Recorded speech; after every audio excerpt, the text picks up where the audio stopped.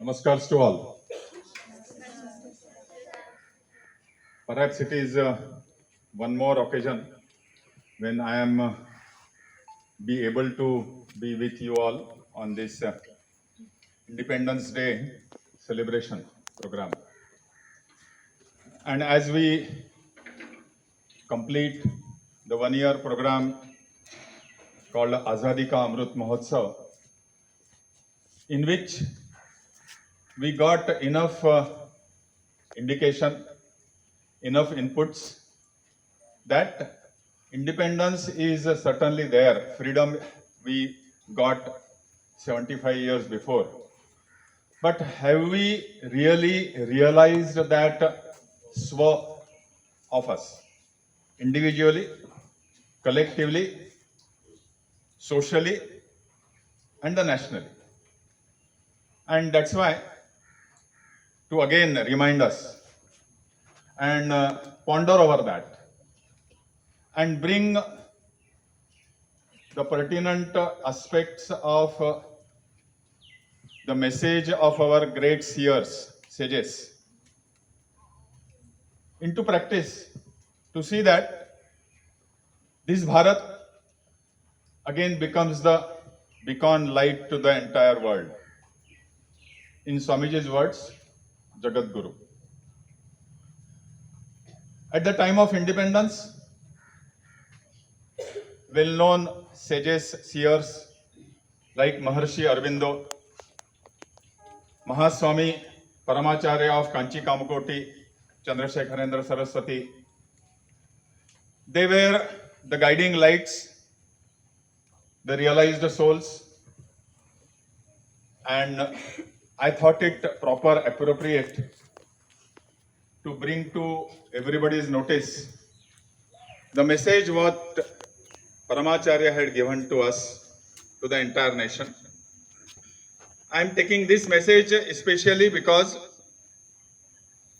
Paramacharya had guided Eknathji when Eknathji was in the discussion mode, discussing with everybody as to how this rock memorial and the living memorial of Swami Vivekananda should form itself and what it should lead to ultimately.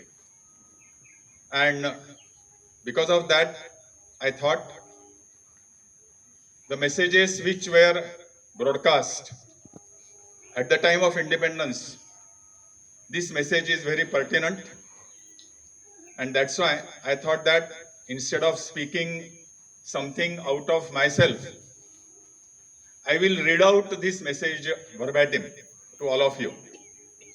All our teachers, senior students will naturally have the responsibility to see that this gets imbibed within us, absorbed within us, so that few gems of messages out of that we can bring into our individual, family, socially, our institution, organization, and the nation itself. It goes like this. On this happy occasion, when our country Bharat has attained independence, the people of this ancient country must pray wholeheartedly and with one mind to Sri Bhagavan. Let us all pray to God to vouchsafe to us strength of mind and energy to engage ourselves more and more in attaining spiritual knowledge.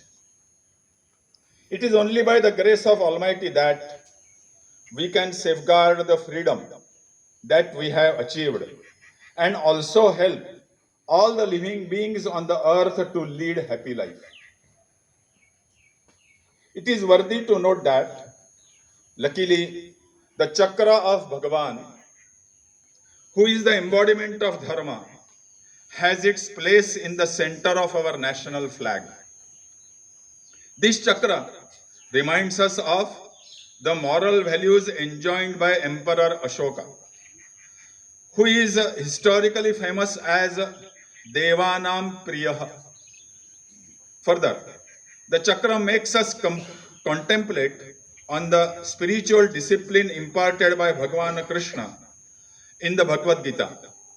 That dharma, which shines in the form of a chakra, is clear from Lord Krishna's reference to the chakra as Evam Pravartitam Chakram in the 16th shloka of 3rd chapter of Bhagavad Gita.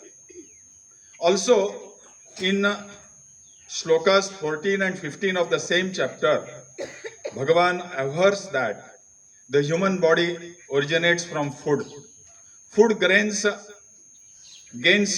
food grains grow because of rains. Rain showers because of performance of Vedic sacrifices, yajna. These yajnas are prescribed in the Veda, and that the Veda has emanated from Brahman, who is in the form of Akshara, the sound recorded as letter of alphabet.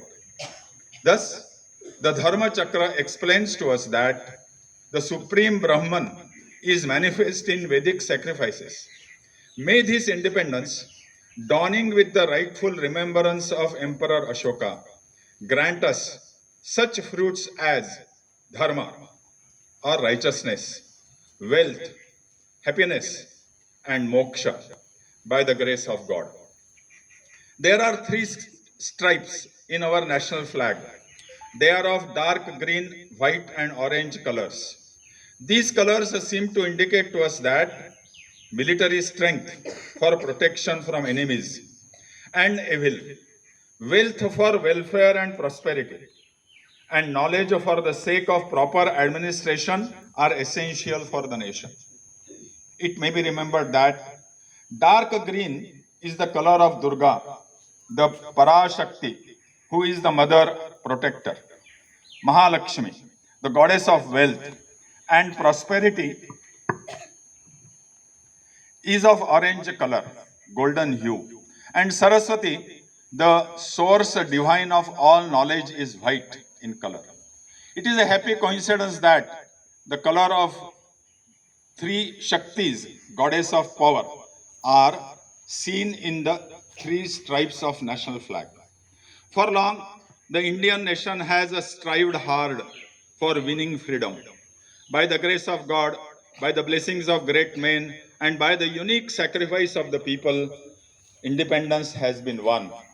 Let us all pray to the omnipresent God to shower His grace so that with the hard-won freedom, our country becomes prosperous, is rid of famine, and there are no social skirmishes, and the entire nation lives in an atmosphere of amity and kindness.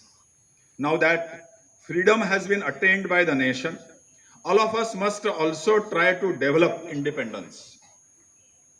If we understand ourselves fully, we may consider ourselves as independent. We are not capable of controlling the senses. We are unable to suppress desire and control anger, which always troubles us. Whichever thing is whatever, in whatever measure we obtain, does not lead us to contentment. Worldly sufferings cause worry to us. The mind gets confused on noticing these sufferings. What is the way out of all this? We must try to control, albeit gradually, the mind which has been functioning vigorously for such a long time. Once the mind is set at rest, we will not be in the need of anything. That state of mind which ensures complete freedom is what we must attempt to achieve. Every day, at least some time, should be set apart for practicing the control of mind, and bereft of other thoughts, we must meditate upon God.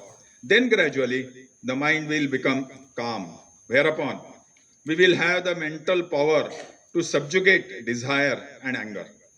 Spiritual knowledge will accrue fast for him who practices such meditation. Only these who attain such true spiritual knowledge can truly be independent citizens. Any woman other than one's wife must be respected as one's own mother. We must regard other living beings as we would regard ourselves. Even at the risk of death, truth alone must be spoken. Petty social feuds must be averted totally. Everyone must strive for improving his knowledge and his spiritual attainments and move with others in an atmosphere of kindness. We must sincerely wish that all people should live happily and peacefully. Dharmo rakshita rakshita. I feel this message is doesn't need any explanation.